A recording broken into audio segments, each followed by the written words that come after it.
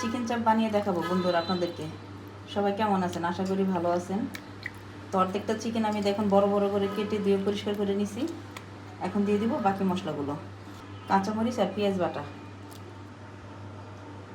এখানে আছে কাজু বাদাম, পোস্তদানা, চানমগজ আর কিশমিশ বাটা, সব একসাথেই দিয়ে দিলাম। টমেটো,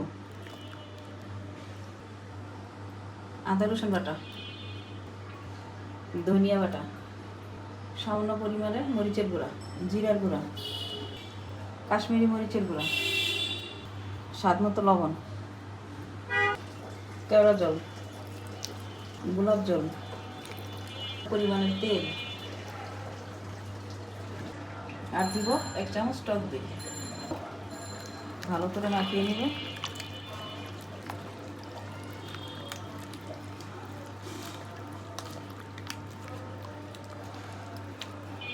দিয়ে দিব 1 চামচ গরম মশলার গুঁড়া। ভালো করে মাখিয়ে নিই। বন্ধুরা, এখন কিন্তু দেখতে মনে হচ্ছে যে মশলা অনেক বেশি হয়ে গেছে, পানি পানি। এটা কিন্তু যখন তেলের মধ্যে কষাবো না, মশলাটা একদম গেবি গেবি হয়ে যাবে, পানি শুকিয়ে অনেক ঘন হয়ে যাবে। এই দেখুন বন্ধুরা, 15-20 মিনিটের মতো রেস্টে রেখে দিয়েছিলাম। এখন আমি এভাবে মশলা থেকে সারিয়ে সারিয়ে হালকা করে চিকেনগুলো ভেজে নেব। এই দেখুন তেলটা গরম হয়ে গেছে।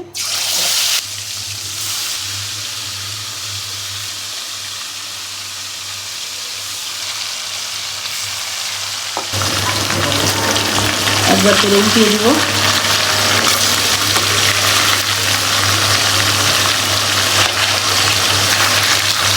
বন্ধুরা, চিকেনগুলো খুব সুন্দর করে ভেজে নিচ্ছি, তুলে নিচ্ছি।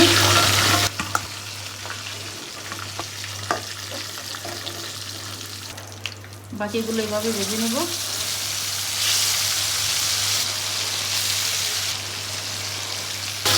এই দেখুন বন্ধুরা, এগুলো ভাজা হয়ে গেছে, তুলে নেব।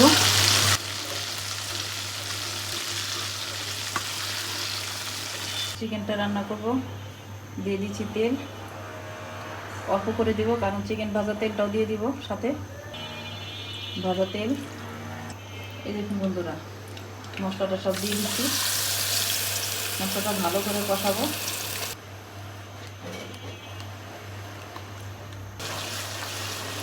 বন্ধুরা দেখুন কি সুন্দর করে মশলাটা কষা নিচ্ছি, একদম মশলাটা ঘন হয়ে গেছে। প্রথম তো দেখতে দেখা গেছে অনেক পানি পানি, এখন কি তা দেখা যায়? দেখা যাচ্ছে না। আর দেখেন তেলটা খুব সুন্দর করে ভাসছে। তো এখন চিকেনগুলো দিয়ে একটু কষাই নেব।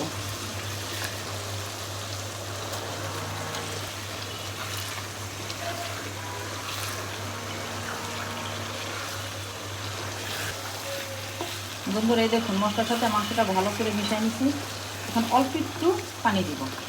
মাংস যতটুকু সিদ্ধ হয় না তা যাতে সিদ্ধ হয়ে যায়, এর জন্য এই যে সামান্য পরিমাণে পানি দিব।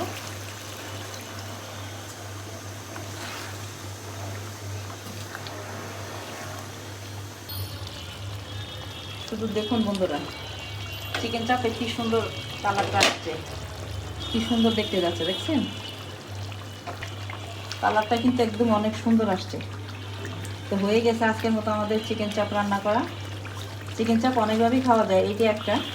তো আপনারা রান্না করে খেয়ে দেখবেন, ভালো লাগলো অবশ্যই আমার ইউটিউব চ্যানেলে একটা সাবস্ক্রাইব করে দিবেন। আশা করি ভালো থাকবেন, সুস্থ থাকবেন। আল্লাহ হাফেজ।